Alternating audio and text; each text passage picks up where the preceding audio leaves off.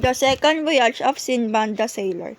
In this tale from the Arabian Nights, Sinbad sets out on his second sea voyage.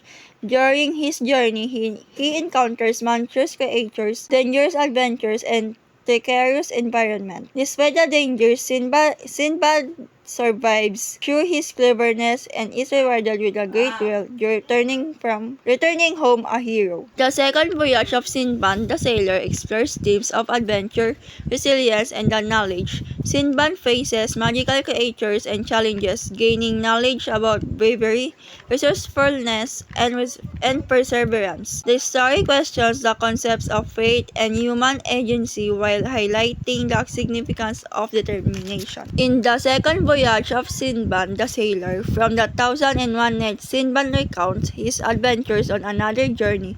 During this voyage, Sinbad sets sail again in search of fortune but finds himself shipwrecked on the island inhabited by a giant creature. I see this as a reflection of life. Despite the many obstacles we face, there is always hope that we can achieve our goals at the perfect time. These challenges can turn into opportunities with a positive mindset, helping us fulfill our life goals.